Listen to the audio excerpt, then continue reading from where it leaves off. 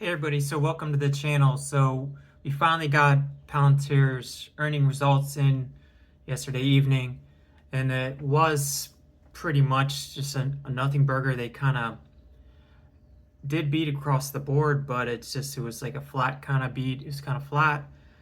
They're raising expectations down the road, but it was just still, I guess Wall Street was looking for more. Street was looking for more than what they Palantir gave. I mean, I listened to the call and it was sort of flat. It wasn't as high energy as the last one. That's what I just noticed. And but I don't know how that it really maybe all those things considering that's why it's down $16 today. It was almost down around $20, close to that.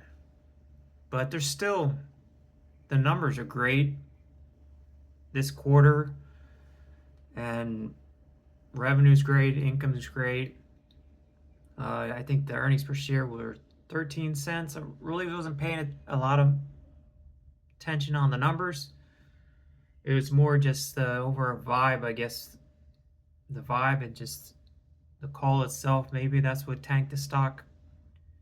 But I don't know. You got to think of it as like it's a buying opportunity now. If you look at it, if you're DCAing into the stock, I think it's now is a good time just to continue that DCA, maybe double that. But I'm not phased by anything like that. I think it's just a lot of analysts are saying that Palantir is too pricey, and that's why it plunged on earnings results.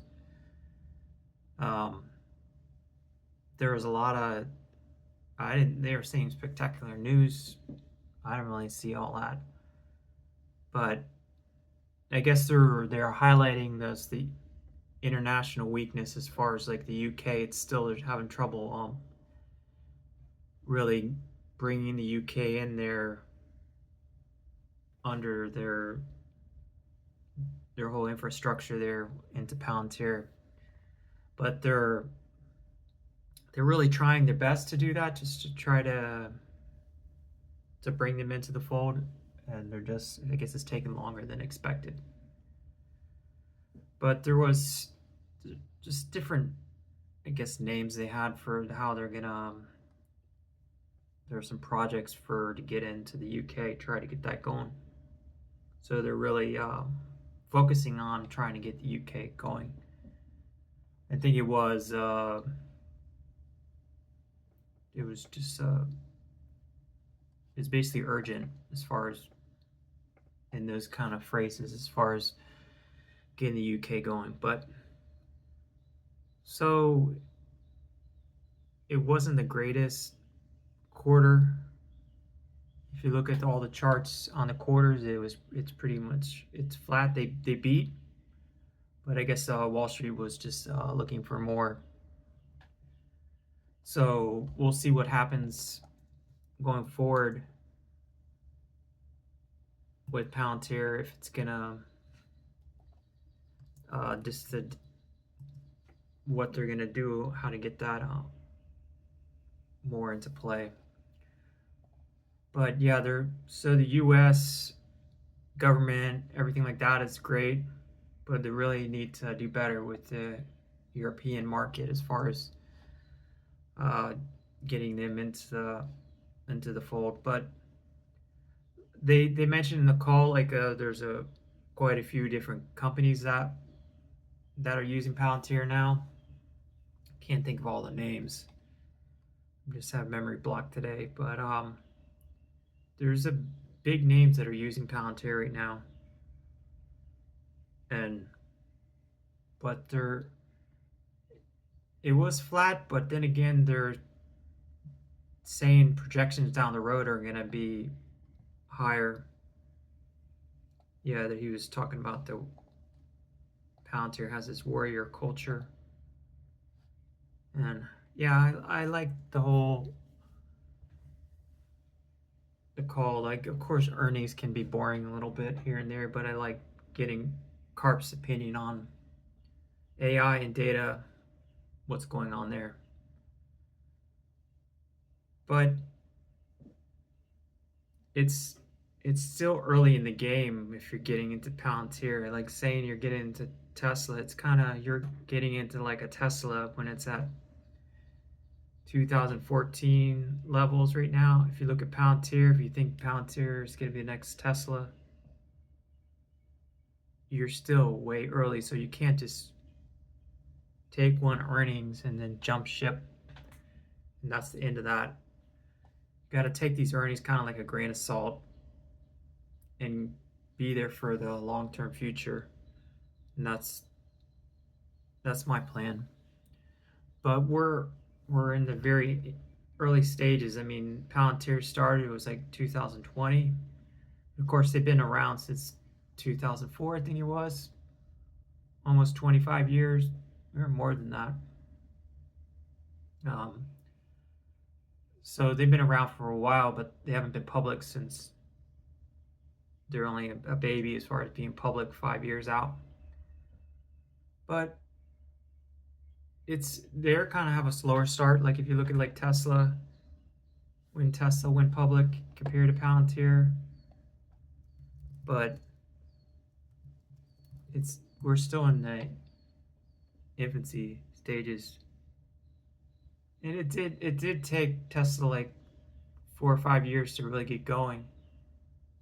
So I think we're still in the early stage of Palantir, and I would expect like better quarters down the road, and the stock really react to those great quarters. But I think it's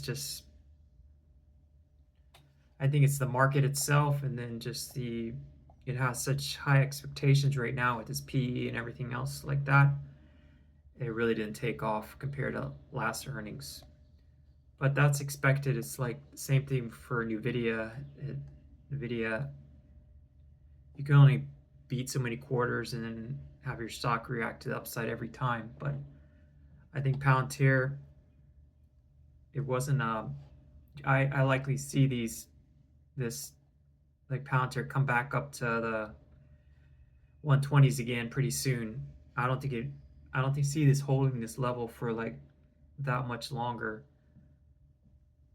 By next week it could be back up to in the 120s again. I think so. But it was just a kind of bland call, boring call. Like they're saying, analysts are thinking it's too pricey, and they need to do better in the European markets. They had a name for it. It's called warp speed. They're trying to get into those markets. They talked about I think they're working on the Golden Dome, helping with that and stuff like that. A lot of military, and then a lot of more the consumer side is coming into the fold as far as Palantir goes. But like we're saying, we're still in the early phases. I'm just going to keep doing my DCA, not really lump summing into this, just dollar cost averaging, and just try your best.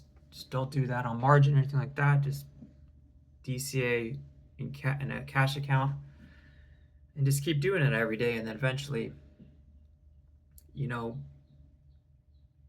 going to be a lot better. Like you want a life-changing kind of with this Palantir, and same with Tesla. You want that life-changing effect instead of just a small $1,000 gains or something like that. Those are nice, but doesn't. I just want life-changing stuff for Palantir because I think it is like a life-changing company, life-changing product with the AI that they're getting into in the data and everything like that. If you work in data or AI, you can see how far ahead they are to other companies out there compared to with AI. So yeah, just so the shares pretty much dive today.